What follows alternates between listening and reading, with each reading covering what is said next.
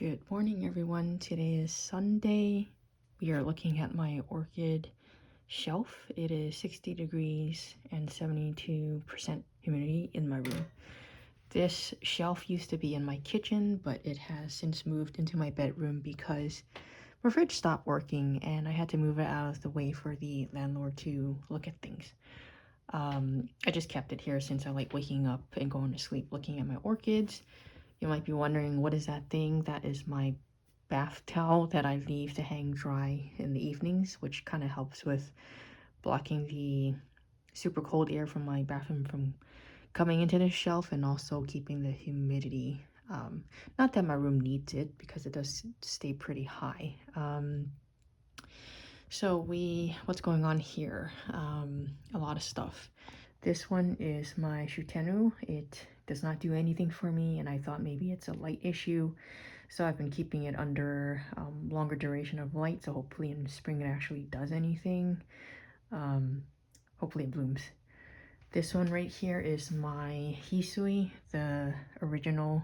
I got this at the Orchids in the Park. It has very few roots, probably why it was only $20.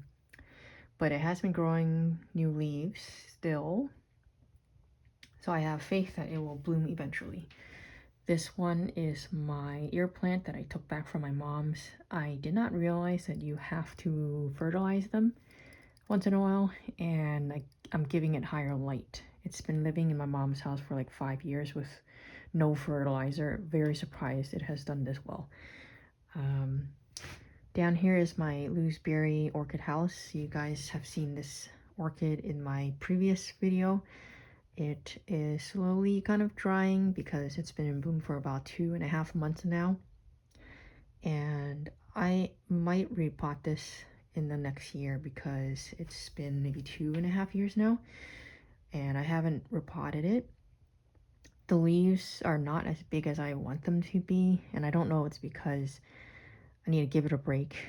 So maybe next year I might cut the spike off so I can really focus on growing leaves during the growing season, which is spring and summer.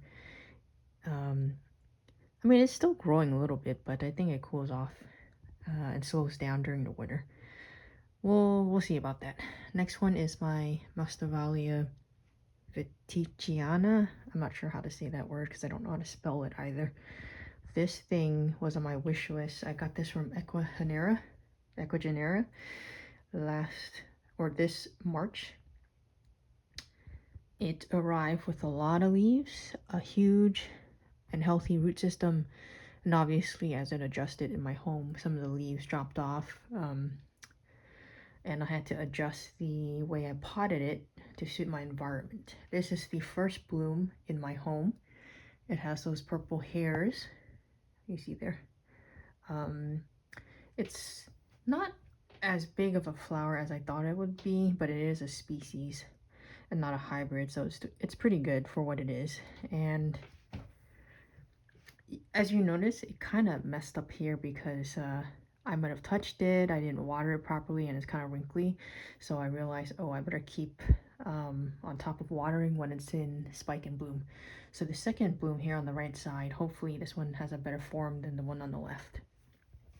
I do have a third bloom here, and there's actually 2 more that are incoming, which kind of scares me because as you can see, this plant is really huge.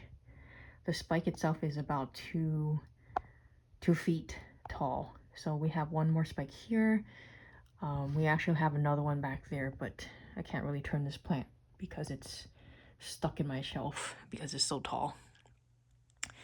We have a, what do you call this? A Neo, which is a amami form, which is really big, and it's alive. That's all I can ask for. So that's the update on this shelf in my bedroom. Bye.